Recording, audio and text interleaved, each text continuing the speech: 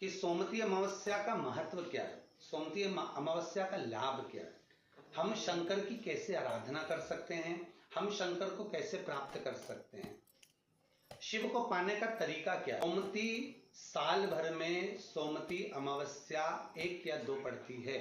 सोमवती अमावस्या के दिन पीपल के वृक्ष की फेरी जो लगाई जाती है वो खाली नहीं लगाई जाती, चाहे कच्चे सूत से लगाओ, चाहे 108 आप हल्दी की गठान रख लो, चाहे आप कमलगट्टा रख लो, चाहे आप सिंदूर की डब्बी रख लो, चाहे आप दाग चिरौंजी रख लो, पर 108 वस्तु होना जरूरी है। पीपल में जिसमें 52,000 ब्राह्मणों का वासा होता है, जिस पीपल में सारी सिद्धियां प्राप्त होती है, जिस पीपल में स्वयं लक्ष्मी नारायण के साथ निवास करती है, जिस पीपल में स्वयं सूर्यदेव शनि महाराज और यमराज को विराजमान करते हैं, उस पीपल में जिसमें ब्रह्मा विष्णु शिव सदा निवास करते हैं। सोमवती अमावस्या का फल ही यही है कि जिन वर कन्या का विवाह नहीं होता, जिन लड़का लड़की का विवाह नहीं होता, जिन पति पत्नी में आपसी में टकरार चल रहा हो, अदालत तक बात पहुंच गई हो, जिस घर में शांति नहीं रह रही हो, आपस में क्लेश बड़ा मचा हो, ऐसी हो गया मन में कि अब ये तनाव बहुत बढ़ गया है, संबंध टूट जाएगा, तो निवेदन है सोमवती अमावस्या के दिन आप भी सोमवती अमावस्या के दिन पीपल के वृक्ष के नीचे जाकर उस पीपल की पूजन कर कर उस पे कुंकु सिंदूर चंदन समर्पित कर कर कच्चे सूत से 7 परिक्रमा करिए। 7 बने तो 7, वैसे तो 108 लगाओगे तो आपके जीवन में सुखता आएगी। और ये वो सोमवती अमावस्या पड़ रही है जिसको सोम पुष्प कहा जा रहा है, पुष्य नक्षत्र पड़ रहा है और जो स्वयं भगवान शंकर के लिए शुभ है। आप 108 फेरी लगाएं, चाहे दाने से लगाएं, चिरौंजी से लगाएं, जिससे भी लगाएं, पीपल की पूजन करें, जल अर्चना करें। इतना निवेदन करता हूं कि आपके घर में अशांति नहीं हो सकती, परिवार में प्रेम जरूर बढ़ेगा।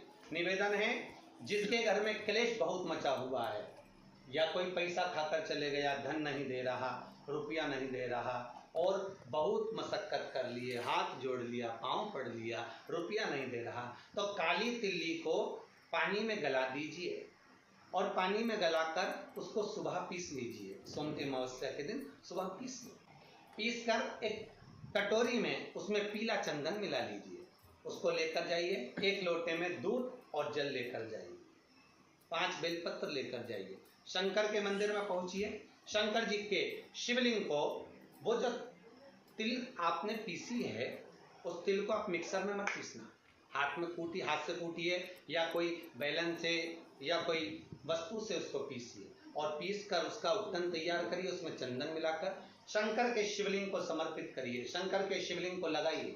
केवल शिवलिंग को ही नहीं, भगवान शंकर की संपूर्ण जलाधारी पर, जहां शंकर भगवान की बेटी अशोक सुंदरी है, कार्तिकेय जी हैं, गणेश जी हैं, उस पूरे जलाधारी में जहां पार्वती मैया भी विराजमान है, पूरी जलाधारी को समर्पित करिए। समर्पित कर कर त्रिपुंड लगाइए, अपनी 3 उंगलियां उसी चंदन पर फेर दीजिए, फेर कर अपनी कामना कर कर बेलपत्र चढ़ा दीजिए। 5 या 7 बेलपत्र आपके भाव से आप शिव को समर्पित कर दीजिए। समर्पित कर कर हाथ में कलश लेकर, दूध और जल मिला हुआ पात्र लेकर शंकर को समर्पित करिए और बाबा भोलेनाथ से विनती करिए कि जिस व्यक्ति ने हमारा धन खाया है, जिस व्यक्ति ने पैसा रख लिया या कोई लेकर चले गया या कोई ऐसा काम हो गया कि वो धन आ ही नहीं रहा है, बहुत तकलीफ में है, तो बाबा से विनती करो। मुझे पूरी उम्मीद है कि सोमवती अमावस्या इस बार आप जो कर रहे हैं, अगली सोमवती अमावस्या जब आएगी, इतनी प्रसन्न चित्त में आप ये पूजन करेंगे, वापिस करेंगे और पूरे परिवार समेत करेंगे। जब आपका धन आ जाएगा, वैभव हो जाएगा, तो आप वापिस उसको धारण करेंगे। फिर नहीं, और लिख के रखना, अगली सोमवती को फिर करना, जब सोमवती अमावस्या पड़े फिर उसको करिएगा, आपको फल अधिक मिलेगा। मेरा निवेदन, जिन कन्या और वर के विवाह नहीं हो रहे, वो सोमवती अमावस्या के दिन जाकर बाबा पीपल के पेड़ की फेरी अवश्य दें। 108 नहीं बने 7 अवश्य दें। पूजन कर कर, दिया लगाकर, घी का दीप प्रज्वलित कर कर बड़े आनंद में पीपल देव का पूजन करें। और निवेदन, जिस व्यक्ति को रोग बहुत हो, चाहे शुगर हो, बीपी हो या घुटने में दर्द हो, कमर में दर्द हो या बहुत कष्ट का जीवन निकल रहा हो, यहाँ तक कैंसर जैसी भी बीमारी यदि आपको है, तो ये सोम पुष्प को छोड़ना मत ही। श्रावण के महीने में पड़ने वाली सोमवती अमावस्या को मत छोड़ना। निवेदन है आप एक पात्र जल जिसमें पीला चंदन, पात्र के जल में एक कलश में जल लीजिएगा, उसमें पीला चंदन घोल लीजिए। पीला चंदन घोलकर उसमें थोड़ी सी काली मिर्ची पीस कर मिला लीजिए, काली मिर्ची को पीस कर डाल दीजिए और उसमें 7 बेलपत्र उसके अंदर डाल दीजिए। 7 बेलपत्र के साथ में 7 वृक्ष के पत्ते, कोई भी वृक्ष जो आपके पास में हो, 7 वृक्ष के पत्ते उस कलश में डाल दीजिए। घर से निकलते समय पूरे घर का भ्रमण करते हुए जिस व्यक्ति को रोग बहुत है उस व्यक्ति का स्पर्श कराते हुए वो जल शंकर भगवान के ऊपर समर्पित कर कर थोड़ा सा जल बचाकर, पत्तियां सब शिव जी को चढ़ाकर थोड़ा सा जल बचाकर शंकर की देहली पर चढ़ा दीजिए, शंकर की चौखट पर, भगवान शंकर के शिवलिंग की चौखट पर समर्पित करें। शिवलिंग की चौखट पर समर्पित कर कर उसी जल जो आपने देहली पर चढ़ाया है उसी जल का भाग थोड़ा सा कटोरी में 1 चम्मच के बराबर लेकर आइए। जो व्यक्ति बीमार है उसके शरीर पर उसको छींटा दीजिए। 3 बार छींटा देना है, सुबह, दोपहर और शाम। उसके बाद में बाबा विश्वनाथ से प्रार्थना करिए। शाम के समय घर के बाहर एक घी का दिया अवश्य लगाइए। मुझे पूर्ण उम्मीद है सोमती अमावस्या श्रावण के महीने की रोग मुक्त करेगी, अधिक फल आपको प्रदान करेगी, सुख का अनुभव कराएगी, आपके जीवन का कल्याण करेगी। और निवेदन, सोमती अमावस्या हमारे जीवन को फलित करने वाली है, सुख देने वाली, आनंद देने वाली, हम उसका लाभ अवश्य लें। जो बच्चे पढ़ने में कमजोर है या कोई विद्या के लिए किसी एग्जाम में बैठ रहे हैं, गवर्नमेंट के एग्जाम में बैठ रहे हैं और बच्चे उस एग्जाम में पास नहीं हो पा रहे हैं या निकल नहीं पा रहे हैं, या कोई टीचिंग के लिए, बैंकिंग के लिए आप अप्लाई कर रहे हो, नहीं हो रहा है, निवेदन है सोमती अमावस्या कल पड़ रही है, 2 स्वस्तिक आपको बनाना है। कितने स्वस्तिक बनाना है? 2 स्वस्तिक। एक स्वस्तिक कुंकू का पीपल के पेड़ पर बनाना है आपको। पीपल के पेड़ पर बनाने के बाद में जमीन पर, भूमि पर एक घी का दिया लगाना है। दूसरा स्वस्तिक शंकर के मंदिर की चौखट पर आपको बनाना है, किसी भी एक साइड में, चाहे राइट में बनाना है चाहे लेफ्ट में बनाना है। शंकर के मंदिर पर जो स्वस्तिक बनाओगे वो पहले पीपल के वृक्ष के बनाना है। पीपल के वृक्ष के बनाने के बाद में शंकर के मंदिर में शाम के समय आप जाकर स्वस्तिक बना सकते हैं। दोपहर से लेकर शाम तक कभी भी स्वस्तिक बनाएं और एक घी का दिया वहां रखता है। बस इतना याद रखना, पीपल के पेड़ के नीचे जो स्वस्तिक बनाओगे वहां जो घी का दिया लगेगा उसमें गोल बत्ती लगेगी, फूल बत्ती लगेगी। शिव मंदिर की चौखट पर जो दिया लगाओगे उसमें 2 बत्ती लगेगी, लंबी वाली, लंबी बत्ती 2 लगेगी घी की। वो बत्ती आपको शंकर के मंदिर पे दिया कहाँ रखना है? जहां स्वस्तिक बनाओगे उसी के ऊपर 2 बत्ती का दिया लगाओगे। उस समय पर दिए का जो बत्ती है उसका मुख अपनी ओर होना चाहिए और भगवान शंकर की चौखट पर प्रणाम कर कर, निवेदन कर कर, नमन कर कर आप आइए। आपके जीवन में सफलता प्राप्त होगी। आप जिस चीज की कोचिंग कर रहे हो, जिस चीज में उतरना चाहते हो, आपको वह फल प्राप्त होगा। अमावस्या के दिन सारे पितृदोष समाप्त हो जाएगा, सारा पितृदोष समाप्त। के दिन दोष काल में, प्रदोष के समय पर, प्रदोष काल में शाम के समय पर जाकर किसी भी नदी, तालाब, बावड़ी, कुआं, कहीं ना कहीं जो आपके पास में हो वहां पर एक घी का दिया, बत्ती का मुंह दक्षिण की ओर कर कर अवश्य जला कर जाना। सारे पितृदोष समाप्त हो जाएगा, सारा पितृदोष समाप्त। अमावस्या के दिन किसी भी जलाशय के पास में, नदी, तालाब, बावड़ी, कुआं, जो आपके शहर में, आपके गांव में, आपके नगर में हो वहां जाकर लगा दे। अगर नदी, तालाब, बावड़ी, कुआं नहीं है तो पीपल का वृक्ष हो या बेलपत्री का वृक्ष हो या बट का वृक्ष हो, उसके नीचे लगा दो प्रदोष काल में। पर अमावस्या के दिन लगाएं जरूर। क्यों?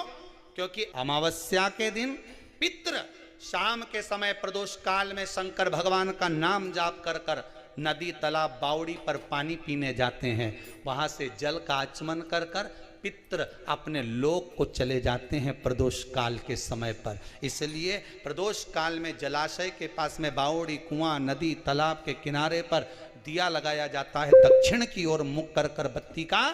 तो पितृ आशीर्वाद देते हुए जाते हैं कि फलो फूलो, आगे बढ़ो, उन्नति करो, तरक्की करो। ये पितरों का आशीर्वाद रहता है,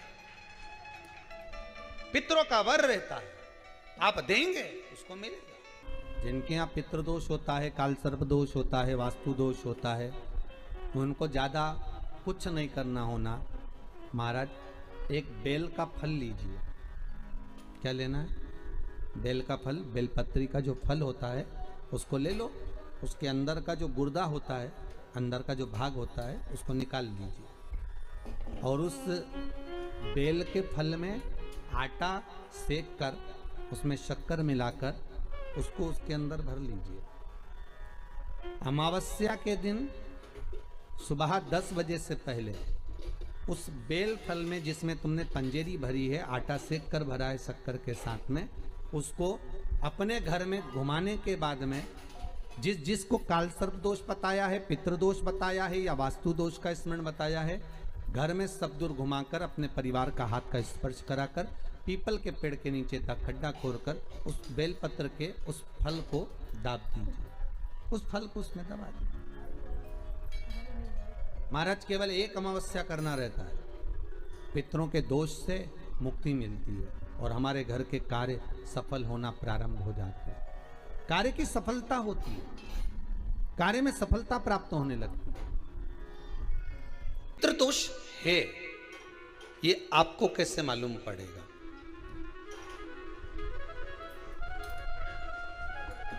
पितृ भूखे हैं, इसका तो वर्णन हमने पहले कर दिया कि रात्रि को जब आप सोने के बाद में 1-1.5 घंटे बाद अगर आपकी नींद खुल जाए, 1 घंटा 1.5 घंटा आप सो लिए, उसके बाद जो नींद खुली तो 1-1.5 घंटे तक अगर आपको नींद नहीं आ रही है, रात्रि को सोने के बाद में 1 घंटे बाद जब उठे तो आपको प्यास लग गई, भूख लगने लगी, प्यास लगने लगी कि मेरे को पानी पीना पड़ेगा, घबराहट हो रही, पानी पीना पड़ेगा। 1-1.5 घंटे सोने के बाद अचानक नींद खुले और आपको प्यास लगे, समझ लेना आपके पितृ भूखे हैं और प्यासे हैं।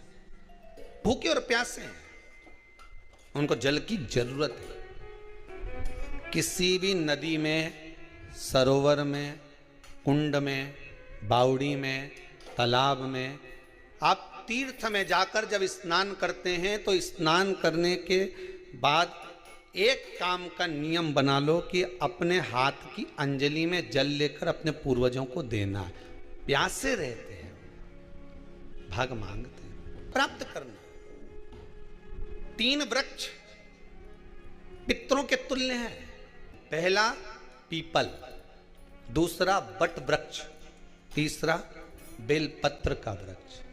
ये पितरों के तुल्य हैं।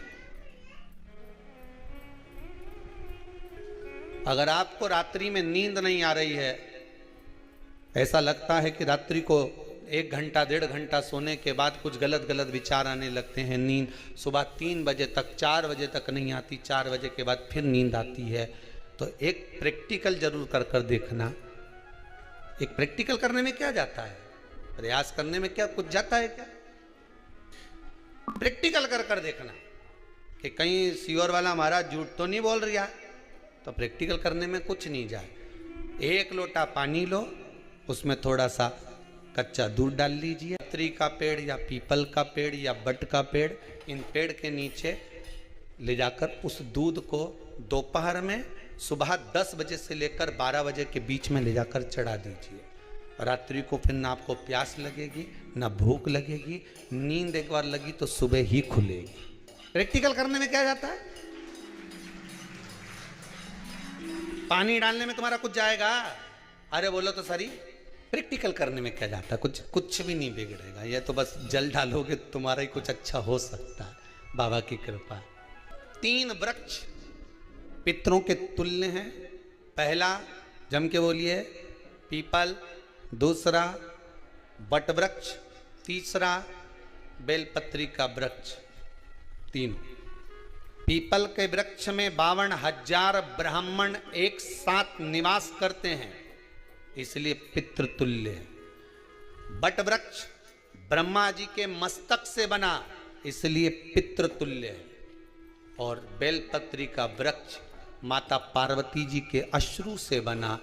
जब आंसू गिरे थे माता जगत जननी जगदम्बा पार्वती के, उस समय पर पितृलोक में हलचल उत्पन्न हो गई थी। हमारी नातिन की आंख में आंसू कैसे आ गए? मैनावती की पुत्री है,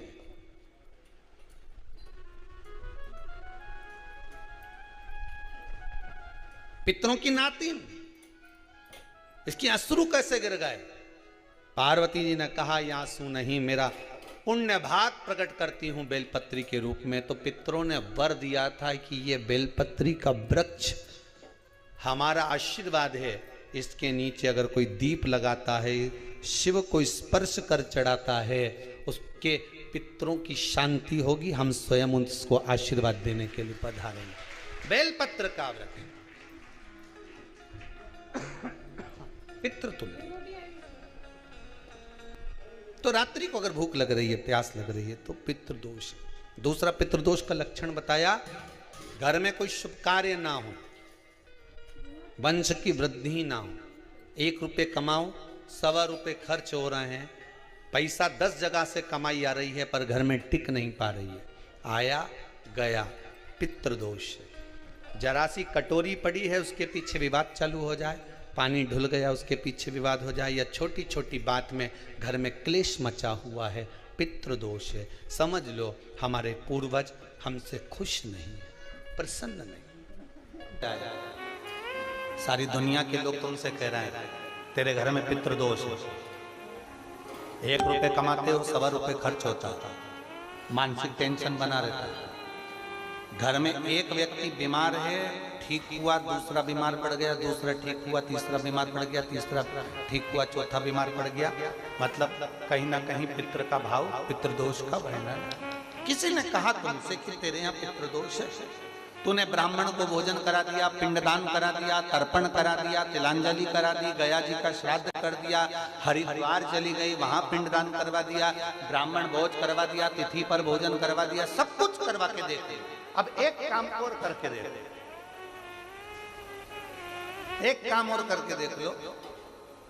जब तुम घर में भगवान शंकर की आरती, तुम्हारे घर में शंकर जी का शिवलिंग है, भले काय का भी हो, छोटा सा, भले सियोर का कंकर शंकर हो, नर्मदा का कंकर हो, चाहे शंकर पारद के हो, पीतल के हो, स्टील के हो, लकड़ी के हो, जिसके भी हो, लोहे के हो, पाषाण के हो, जिसके भी हो, शंकर का शिवलिंग अगर हमारे घर में है और आप रोज प्रतिदिन भगवान की आरती करते हो, प्रतिदिन, और आपको लग रहा है कि मेरे यहाँ तकलीफ चल रही है, ये ठीक ही नहीं हो रही, लगभग 1.5 महीना आप कम से कम 45 दिन, 1.5 महीने के करीब में ऐसा प्रयास करना कि भगवान की आरती, शंकर भगवान के शिवलिंग की आरती करने के बाद उस दिए को भगवान के सामने मत रखो, उस दिए को उठाकर जहां तुम पानी का मटका रखते हो, हंडा रखते हो, जिससे तुम पानी पीते हो, तुम्हारे रसोई घर में जो पानी का मटका, हंडा, बाल्टी, आरओ का पानी जिस मटके में गिरता है, हंडे में गिरता है,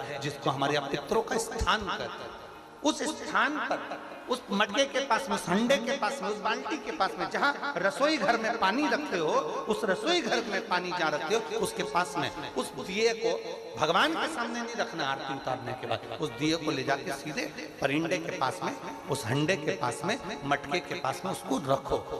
केवल 1.5 महीना कर कर देखना। 1.5 महीने के बाद तुम्हें मालूम पड़ेगा कि हम वापिस उन्नति की सीढ़ी पर चढ़ना प्रारंभ कर दिए, हमें फल मिलना चाहिए। अब तुम्हें ना कहीं जाना है, ना कहीं आना है, ना कोई खर्चा है। खर्चा है क्या? ईमानदारी से बोलो, कोई तुम्हारा लाखों का रुपया लग गया क्या? रोज आरती करते हो रोज आरती। बस आरती का नियम बना लो कि हमको पितृदोष किसी ने बोला है, हमारे घर में अशांति है, पितृदोष है, कोई कह रहा है कि तुम्हारे घर में पितृदोष है, हमने सब कुछ करके देख लिया। अब हमें ये करना है कि महादेव की आरती जब होती है तो उसकी ज्योत का दर्शन करने पर 1000 कपिला गाय के दान का पुण्य मिलता है। तो ये पुण्य हम हमारे पितरों को देते हैं, जिससे उनकी मुक्ति हो जाए और हमें आशीर्वाद प्राप्त। उस दिए को नीचे नहीं रखना, आरती उतारने के बाद आरती पूरी हो जाए तब उस दिए को ले जाकर, जब आप ले जाकर उसको रखें तब उस स्थान पर रखें जहां पितरों का स्थान। 7 स्थान शिवलिंग के बताए हैं जहां पर भूल से भी अगर कोई चंदन की उंगलियां लगा देता है। 7 स्थान ऐसे हैं जहां चंदन की मात्र उंगलियां लगा देने से ही शिव पितृलोक के पितरों को मुक्ति प्रदान करके वैकुंठ लोक का निवास दे देते हैं। 7 स्थान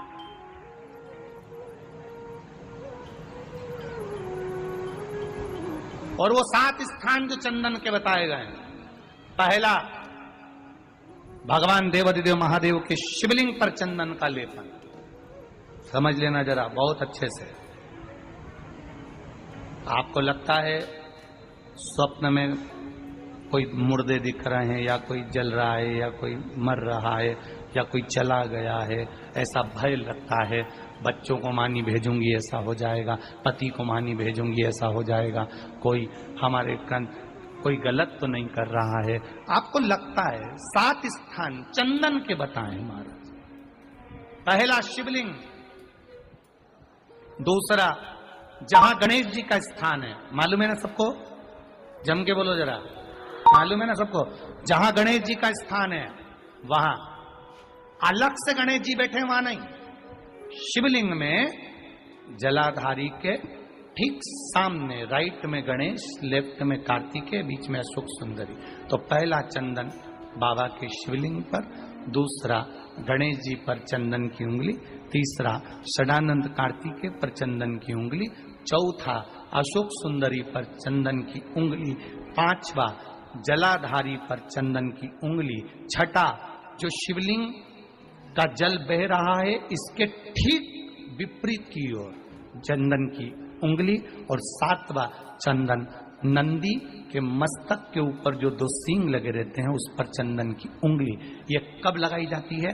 या तो अमावस्या के दिन, आपको लगता है कि हमारे पूर्वजों का उद्धार नहीं हुआ, हमारे पूर्वजों का कल्याण नहीं हुआ, कहीं अधोगति में कोई चला गया है, उसका बस एक बार, रोज नहीं जरूरत है, प्रतिदिन जरूरत ही नहीं, महीने में एक बार अगर अमावस्या के दिन भी आपने चंदन के थोड़ा सा चंदन अगर मेरे देवाधिदेव महादेव को 7 स्थान पर समर्पित किया है। अशोक यहाँ पर वर्णन कर रही है, मैना, धन्य और कला की कथा कर रही है। तीनों ने सनकादि ऋषियों से मांगा। चंदन भगवान को अति प्रिय होता है, और चंदन ही एक ऐसा होता है जो पितरों को भी प्रिय होता है, जिसका स्पर्श मात्र लगने से पूर्वजों का कल्याण हो जाता है, वो चंदन का। अमावस्या के दिन जो नदी, तालाब, बावड़ी, कुआं किसी भी एक जगह पर अपने पूर्वजों का नाम लेकर शाम के समय पर दिया लगाएगा, ये मेरा विश्वास रहता है, उसके लिए कुबेर भंडारी भंडार जरूर बनेगा, पितृ भंडार जरूर बनेगा। अमावस्या, तुलसी की लकड़ी पानी में घुमाकर, लकड़ी नहीं हो तो माला तो होगी ही, जल में भ्रमण कराकर, जल में घुमाकर, तुलसी की लकड़ी को जल में डालकर स्नान जो करता है, मात्र घुमाना है, लकड़ी डालकर नहीं रखना है, घुमाकर अपने पूजन वाले स्थान पर रखना, या पानी में पहले से घुमा लो, उस पानी को ले जाकर डाल दो। अमावस्या स्नान जो जीव करता है, शिव महापुराण की कथा कहती है, जितनी वर्ष में सोमती पड़ती है, सोमती अमावस्याएं पड़ती हैं, शनिचरी अमावस्याएं पड़ती हैं, सारी अमावस्या का पुण्य उस जीव के खाते में चला जाता है। तो अच्छे से ध्यान रखिएगा, आप ब्राह्मण को भोजन कराएं ना कराएं, आपने धूप छोड़ी ना छोड़ी वो पता नहीं, गाय को रोटी दी ना दी, स्वान को भोजन दिया ना दिया, कौवे को भोजन दिया ना दिया, चलेगा, पर अमावस्या के दिन, उस दिन प्रदोष काल में, प्रदोष के समय पर, शाम के समय पर जाकर किसी भी नदी, तालाब, बावड़ी, कुआं, कहीं ना कहीं जो आपके पास में हो, वहां पर एक घी का दिया, पत्ती का मुंह दक्षिण की ओर कर अवश्य जला कर जाना, सारे पितृ दोष समाप्त हो जाएगा। से निवेदन है, माताओं से निवेदन है, मान लो आपको कोई ब्राह्मण देवता ने कहा कि आपके यहाँ पितृ दोष है, तो आपको घबराना नहीं है कि महाराज जी मुझे क्या करना पड़ेगा, पितृ दोष है, एक चावल का दाना घर में से लीजिए, हथेली पर रखिए, पानी का जो मटका होता है, हंडा होता है, पानी का जो मटका है, हंडा है, जहां पर रसोई घर में तुम पानी रखते हो, उस हंडे के पास में, मटके के पास में उस चावल के दाने को लेकर जाइए, अपने पितरों का स्मरण कर स्वधा स्वधा स्वधा स्वधा स्वधा 5 बार बोलकर शंकर भगवान की शिवलिंग पर, तुम्हारे घर में शिवलिंग हो तो घर में, और अगर मंदिर में शिवलिंग हो तो मंदिर में, उस चावल के दाने को चढ़ा दीजिए। कैसा भी पितृदोष होगा समाप्त हो। कि गाय जब अपने बछड़े को दूध पिलाए और बछड़े के मुख पर जो फेन आए, उस फेन को अमावस्या के दिन दोपहर में 12 बजे चम्मच में लेकर, जो बच्चा चिड़चिड़ करता हो या पढ़ाई में मन नहीं लगता हो या दिमाग थोड़ा सा कमजोर हो, डॉक्टर के इसका विवेक काम नहीं कर रहा, बुद्धि काम नहीं कर रही है, उस बच्चे को 2 या 3 अमावस्या गाय जब बछड़े को दूध पिलाए, बछड़े के मुंह पर जो फेन आता है वो फेन उस बच्चे को पिला दिया जाए तो बच्चा विद्वान होता है, उसका विवेक काम करना प्रबल हो जाता है। अमावस्या के दिन सारे पितृदोष समाप्त हो जाएगा, सारा पितृदोष समाप्त। जिन